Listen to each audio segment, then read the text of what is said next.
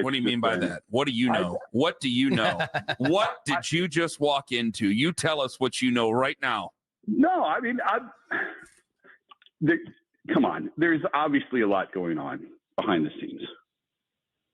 I think that's pretty evident. Like, I don't think you have to be a crack reporter to figure that out. Okay.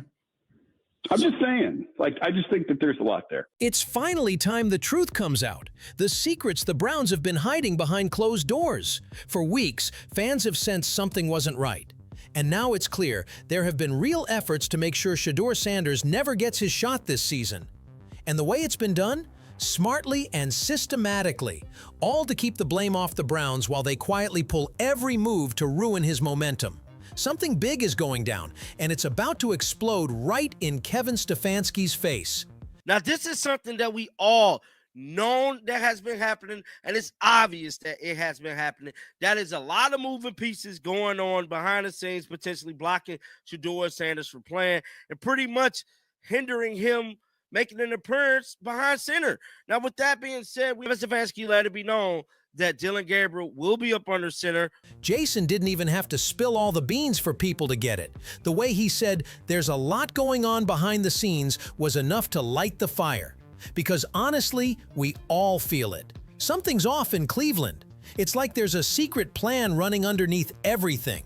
A quiet effort to keep Shedeur off the field no matter how ready he is.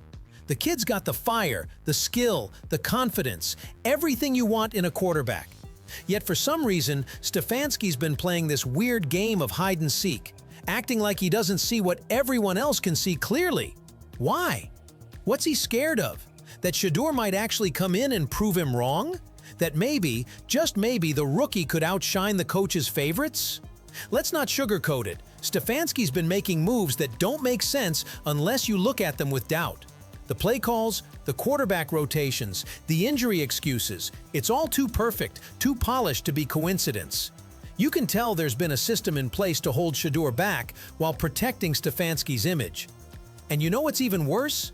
They've been doing it in a way that makes Shedeur look like the problem, like he's not ready or he's overhyped. That's the most manipulative part. Instead of giving him a fair shot, Stefanski's been building a wall around him, brick by brick, hiding behind his so-called strategy and timing. But the fans aren't blind anymore. We see what's happening. We hear what Jason hinted at. And it's only a matter of time before the truth spills out for everyone to see. So here's the question. How long does Stefanski think he can play this game before it all blows up in his face? You can only hide talent for so long. You can only fake team decisions for so long. At some point, the real story catches up. And when it does, it's going to hit hard. Shedeur's got the potential to turn this team around, and everyone knows it except the guy running the show. Maybe Stefanski's ego just can't handle another spotlight in the room. Maybe he's too scared to admit he made the wrong calls. But if he thinks burying Shedeur is going to save his reputation, he's in for a brutal wake-up call. Because when the truth finally comes out, and it will, the fans will remember exactly who kept their future star sitting on the bench. Now this is exactly what fans have been warning about for weeks, and it's finally coming out in the open. There's been a whole setup going on behind the scenes, moving pieces placed just right to block Shedeur from ever touching that field. And it's not about talent, because we all know Shedeur has more natural ability and leadership than most guys on the roster right now. No, this is about control, ego, and politics. The Browns don't want a young star shaking the system or outshining certain players, or even the coaching staff itself. And now, with the announcement that Dillon Gabriel will be under center moving forward, it just confirms what everyone's been thinking. This was never about competition. It was about manipulation. The decision screams fear. Stefanski doesn't want to lose his comfort zone, so he's choosing the safe option instead of the better one. But deep down, fans know exactly what's happening. They're watching a talented quarterback get sidelined, not because he can't play, but because some people behind the curtain don't want him to play. No, I'm not. Listen, well, here's why. Hold on, Jason. He is somebody, I think it's very cool that he'll go to these high schools. He's gone to some local colleges. You see him kind of throwing with guys. I don't even know if that constitutes extra work, but he's been out in the community. I think he's been, showing off Cleveland. Now, that's something I spoke about, was Shedeur actually going to the hood. Tell the truth. He going to the hood, and he going to the trenches, and he giving love and showing back. We didn't see Deshaun Watson go to the trenches. We don't see nobody going to the trenches. Tell the truth. Hell, y'all ain't ever probably even been to the trenches, bruh. Shedeur is doing things that they probably don't approve of. But do he care? No. Because you want to know why? Because every little kid that pull up to the high school, every little kid that pull up to that school, he going to change their life. He impacting their life. That's a memory that's going to last with them for a lifetime. Talking about Shedeur throwing with guys like, it's just a casual workout? Come on, man, that's not what this is about. Shedeur isn't just out there tossing footballs for show. He's out there connecting with people, building real relationships, showing up where no one else dares to go. Anthony's tone makes it sound like some routine PR stunt, when in reality, it's genuine care for the community. That's the difference between someone who talks about leadership and someone who lives it. Shedeur isn't doing this because cameras are rolling. He's doing it because he knows what it means to stand with the people who actually support him. While others stay comfortable in their fancy spots, Shedeur's in the real Cleveland, not the polished one, but the one that bleeds, hustles, and survives every single day. John's absolutely right. Shedeur's out there in the trenches, doing what no one else has the guts to do. He's not afraid of being around real people, not scared of getting uncomfortable. That's what true connection looks like. You don't see Deshaun Watson or half the roster stepping foot in those neighborhoods. You don't see Stefanski showing up without a media team around. But Shedeur, he's walking through the hood, shaking hands, talking to kids, making memories that are going to live in those hearts forever. That's how you change a city, not with press conferences or team appearances, but with presence and love. And maybe that's exactly why some people behind the scenes don't approve. Because it reminds them what real influence looks like, and it scares them. Shedeur isn't waiting for approval. He's earning respect the real way, from the streets up, not the office down. And now, the real questions need to be asked. Why is Anthony downplaying this? Why does it bother them that Shedeur connects with real people? Why is Stefanski fine with players being distant, but suddenly uncomfortable when one of them actually gets involved? Why do they act like his community work is a problem instead of a blessing? Why are they so scared of his impact off the field? Why do they want him to fit into their system instead of letting him shine in his own way? Why does it take a young man like Shedeur to remind the organization what true leadership looks like? Why does it feel like every time he takes a positive step, someone inside the building tries to twist it into something else? Why can't they admit the truth, that Shedeur's heart for the people is exactly what Cleveland's been missing? Oh, don't run away with this. I'm just saying, like, the fact that he's as high profile as he is, that they take him where they take him, that there's been this jostling of him on the depth chart. Now there's this back injury. Like, there's just a lot of noise, and that's part of the Shedeur experience. There's just a lot of noise all the time. See, that's exactly the problem. They keep calling it noise every time something happens around Shedeur, instead of facing the real issue. This is a pressure, politics, and a lot of people trying to control a player who refuses to fit into their box. When Jason says there's been jostling on the depth chart, that's not just a small detail. That's proof of games being played behind closed doors.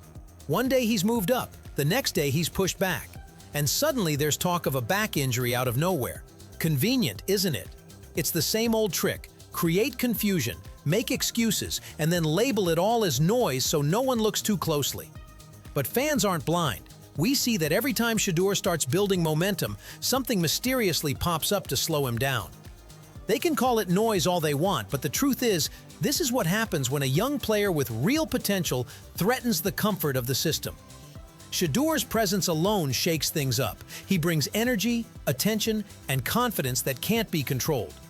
And instead of celebrating that, they're trying to bury it under distractions and injuries. But here's the thing, you can silence a story for a while, not forever.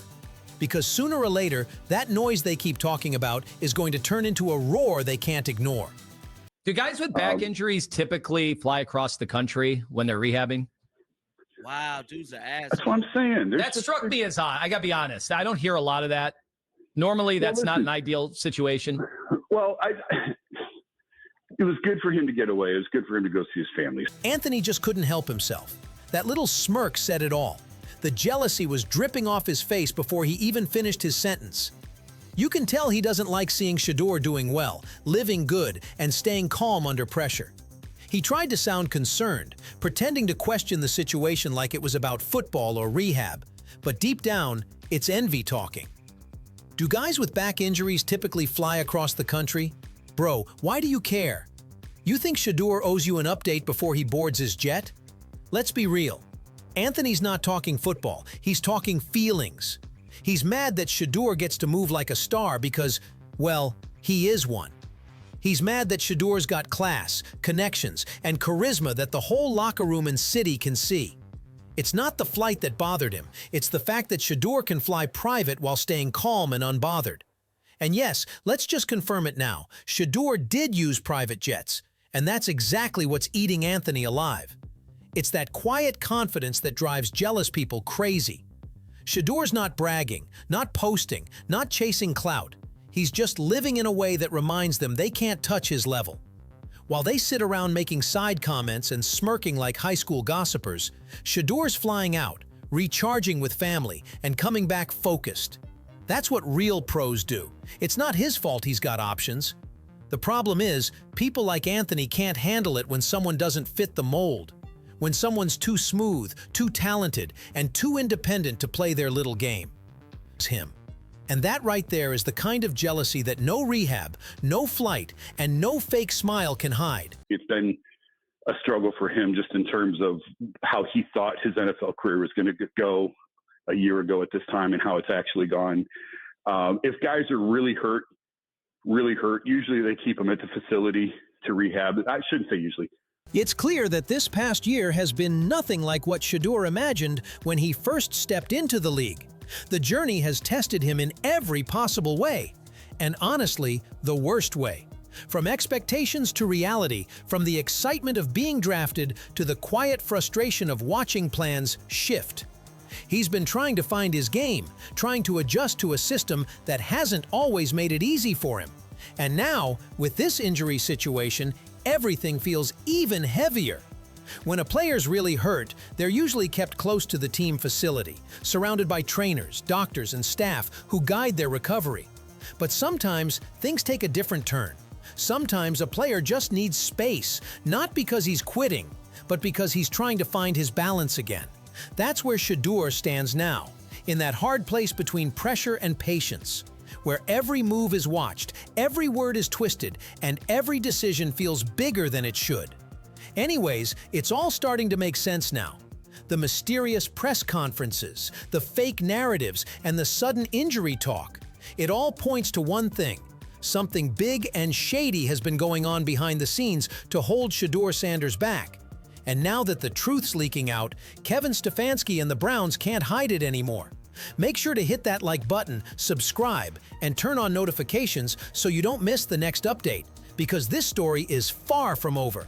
So tell me, what do you guys think is actually happening behind the scenes against Shedeur Sanders?